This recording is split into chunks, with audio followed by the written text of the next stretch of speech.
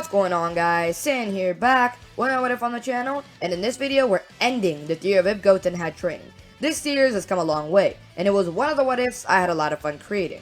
Rather sad to see this one go, but let's give it a good send-off by starting with the recap. In the last part, we saw the ending of the Gohan Black arc, with Goku and Gohan's fusion to end Fuse Zamasu.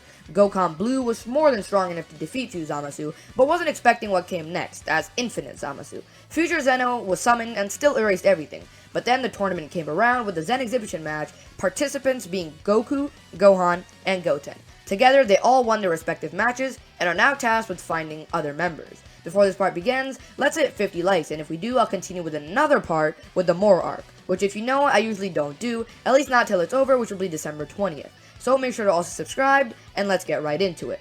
So, the Sun family have to find 7 more members. It's actually a whole lot easier here, as the first 2 that come to mind are Vegeta and Trunks. Trunks because, of course, if Goten's gonna join, Trunks is gonna join, and it's really the first person that comes to Goten's mind. And Vegeta is a self-explanatory reason. 17 and 18 are unaffected by this what if, so they come along as well. 18 might be slightly stronger, which only does better for the team. Since everybody around her was stronger, she'd be training with a stronger Krillin. And Piccolo, of course, would also join, which makes 8. Now, no Frieza or anything, because the last 2 members are just going to be Earthlings, Krillin and Roshi. Why Roshi, you might ask? Well, Tien was actually their last person they were going to ask, and also, Tien actually had some difficulty joining. He only ended up joining after seeing Master Roshi's strength, who was already practically a member. So, yeah, Tien actually is replaced by Roshi here, who are the last 2 members. Right. With the team all set, they head over to the tournament grounds, and much of the fights go very normal with Goten and Trunks taking Frieza's place, and they both do very well. Of course, Goku and Vegeta defeat the trio of Dangers the same way that they did, and then they end up eliminating Universe 9. Together, Goten and Trunks end up taking care of Universe 10. Most of the fighters are easily taken care of, like the buff guys. The bronze aren't really standing much of a chance because, as you know, that doesn't really have an effect in Dragon Ball. Of course, the last 2 fighters are still pretty troubling, much like how Gohan and Piccolo had it. But Goten defeats Ubuni with some difficulty, having to use Super Saiyan God since he doesn't have Ultimate. And Trunks ends up defeating Robolt, which it actually isn't much hard for him. He uses a similar technique to what Piccolo did, but he uses the Gallic Gun. And with that handled, they eliminate Universe 10, which they then go on to feel horrible about. Gohan and Piccolo take care of Universe 6, taking out both Magetta and Botamo. Botamo is taken out by Gohan, who punches him off the ring. And then Piccolo has some pretty harsh words for Magetta, and without Botamo covering his ears, Magetta balls up for Piccolo to eliminate. Next up, with no Frieza eliminating him, Cabba walks freely after defeating Mona. Vegeta is still mentoring him though, and they do end up fighting. Vegeta fights respectfully, powering up the same way that Cabba is. First fighting in base, which Vegeta is stronger since Cabba is weakened. This is shown throughout, as Vegeta and Cabba are practically even. Using Super Saiyan 2, Vegeta knocks out Cabba of the ring. Cabba accepts this, as he is then defeated. But of course, we know Vegeta's true intention is to revive Universe 6. And, you know, he never really made it clear whether he was going to revive the other universes, so at least if he wins, we can count on Universe 6 being revived. And even if that wish was to be granted, Grand Prix wouldn't really erase him since it is a pretty selfless wish. Next up, we have Kale and Cauliflower, who have confronted Goku for the first time. Cauliflower fights him as he thinks it's pretty normal. This first fight goes pretty much the same. Kale goes berserk and attacks Goku, but he's defending way better. Jiren then intervenes, which Goku leads to confront him. But he's ignored as Jiren doesn't want to fight him here. He still ends up showing his power against Majikayo, who he takes out with one finger, much like the original. This is the point where Jiren approaches Gohan, who feels the immense ki coming off of him. His fight goes similar to how Goku's went, with Gohan starting off by firing a Kamehameha. Then he ends up powering up to Super Saiyan, but Jiren doesn't budge. It's still much stronger than what Goku did. He then uses Super Saiyan 2, making Jiren bat an eyelid. But when Gohan uses God, the fight's on. But eventually, that's not even enough against Jiren. But we then get to Super Saiyan Blue, which puts up a pretty good fight against Jiren. At this point, he powers up to Blue because he doesn't see the point in God Ken. And this is doing pretty well against Jiren. Jiren is still stronger and just powers up slightly more, forcing Gohan to use Kaioken times 10, which evens out with Jiren.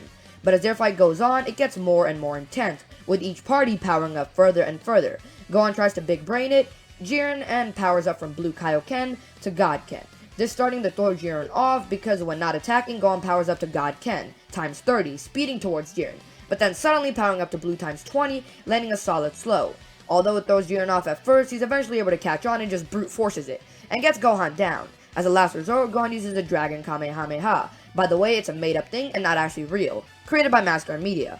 and this is much stronger than what the Spirit Bomb was, and it actually ends up engulfing Jiren completely. Although just as it looks like Gohan is about to knock Jiren off the ring, suddenly 3 auras appear from where the attack hit, as Jiren starts to push it back. It goes straight back towards Gohan, who can't handle it and is overtaken. Goku immediately goes after Jiren, thinking he had killed Gohan, but he's swatted away as the ground then starts to shake. It's not over yet. Gohan then appears in a different aura, a different demeanor, and a different glow. He has emerged in Ultra Instinct. This time, Gohan starts off immediately having the upper hand. Jiren tries to fight back, but he's not strong enough just yet. He's not as strong as Gohan's current stage of power, and his current stage of power isn't enough either. Both Jiren and Gohan keep clashing as the two get stronger and stronger, with Jiren doing the same thing. Eventually, Jiren ends up unlocking his awakened form, but Gohan isn't done yet. As for his final attack, for a split second, his hair turns silver, with him completely engulfing Jiren, taking him out. But Universe 11 is far from done yet, as all of its fighters are not eliminated. Gohan isn't much help anymore and is too bruised to get up, so he slides off the ring. Goku smiles. Following this, a few fights take place. For starters, Goten and Trunks take on Hit, while Goku, Kaioken, which actually is his first threat, fights Kefl, with Vegeta taking on Toppo.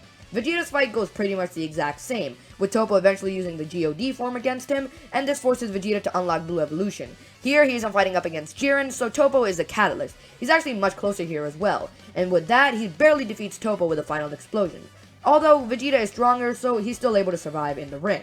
Goku fights Kefl and puts up a really good fight. Kefl even uses Super Saiyan 2, which completely overpowers Goku, Blue, Kaioken times 20 of course. But when Kefl goes for the finish, Goku dodges. Gohan from the stand recognizes this, and Goku then starts to show a similar glow to how Gohan did. That's right, he unlocked it too. Gohan was obviously the more likely option to defeat Jiren, but Goku is strong in his own right, and much more than in the original. This encounter just enforces that and allows him to unlock UI. He follows by eliminating Kefl. The last fight would be Goten and Trunks against Hit. Individually, the two aren't able to put up a fight and defeat him. They even use Super Saiyan Blue, which puts up some sort of a fight, but Hit's improved so much by this point that he ends up keeping up. Although they do have a trick up their sleeve, as the two then perform the fusion dance. Yes, they did learn it on the Supreme Kai's planet from Goku, as I mentioned in an earlier part. I think it was around part 2. Yeah, it was. And don't ask why he's a kid, because, well, there was totally no reason that, there was no render for his adult version. But this time around, Gotenks Blue easily takes on Hit and ends up winning. Even though Hit puts up some sort of a fight, it's not much too strong because, well, Gotenks Blue is just far too strong for him. There's a bit of confusion to who gets the wish, but they sort it out, and regardless, it would be to revive all the universes erased. Because, of course, Goten and Trunks would both want to make that a wish. Vegeta would still want to revive a universe, and Goku would want to do the same thing. So, following this, Broly arc doesn't change at all, since Goten and Trunks or Gohan aren't involved at all. See, Piccolo might be stronger here, but he doesn't fight either. Broly might not even actually be found because Frieza's not there. But let's assume that he is because the other two warriors of Frieza forces are still here, and they end up fighting Broly on a planet, and eventually they pick him up and take him to Earth, knowing that was the place where Frieza died. So yeah, that's it for this arc, guys. Hope you did enjoy, and if you did enjoy this series, make sure to drop a huge like on this video. Let's get to 50 likes, of course, much like how I usually do it. Make sure to subscribe as well, and hit the bell to be part of the Super Saiyan 4s. Leave any thoughts or suggestions down in the comments, and I'll see you in the next one.